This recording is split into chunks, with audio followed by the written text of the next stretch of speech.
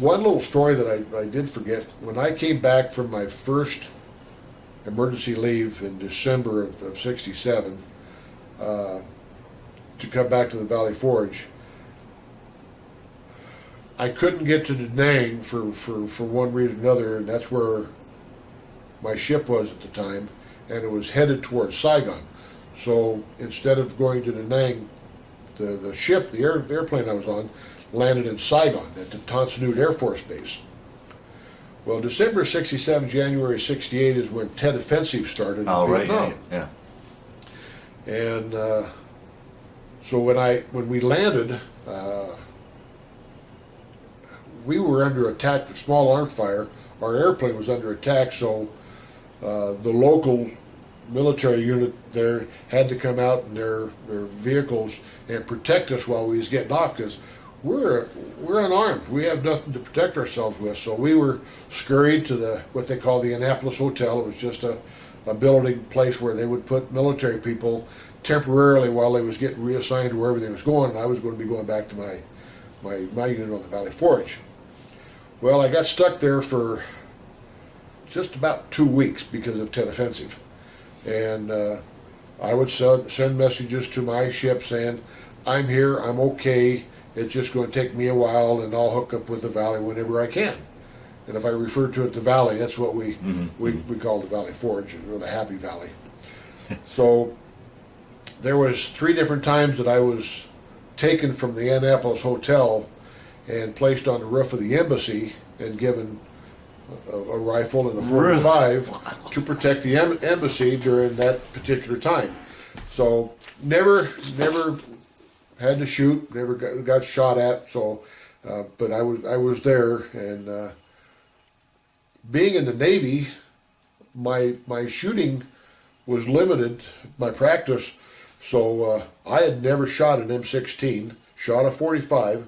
So my training on an M16 was, here it is, here's how the clip goes in, here's the trigger, here's the safety.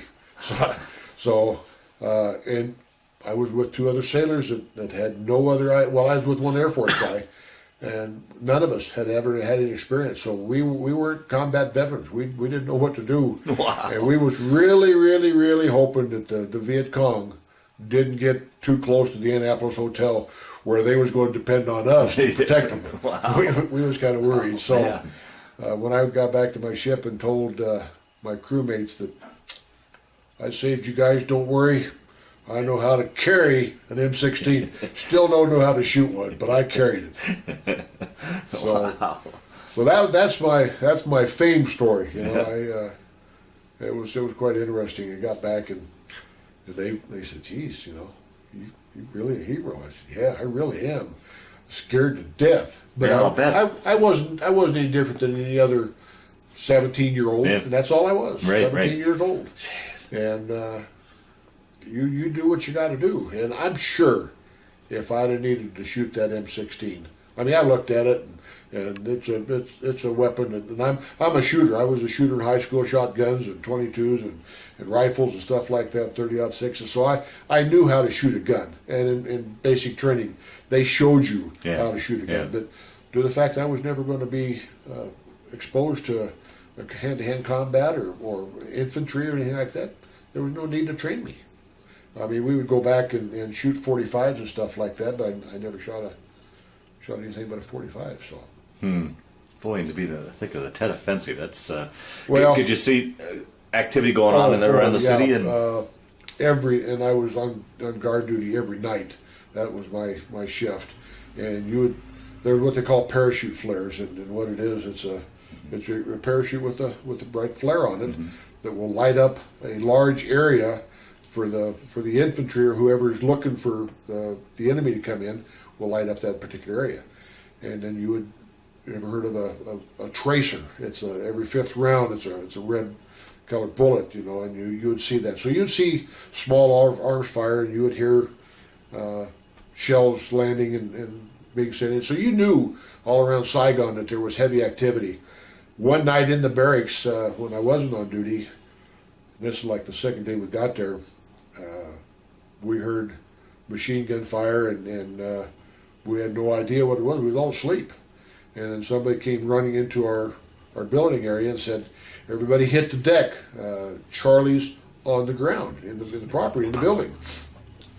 Two officers didn't get killed that night. They were on the lower floors. We was up a couple floors. And here again, we were unarmed. We had no weapons to defend ourselves. So it was just 50, 60 guys just huddling on the floor, pulling their mattresses over them. And a mattress is not going to do you any good, but that's the only thing we could do. Wow. Wow. So, but here again, what I did in the service, I really enjoyed, and I'm just so thankful for all the men and women that gave their lives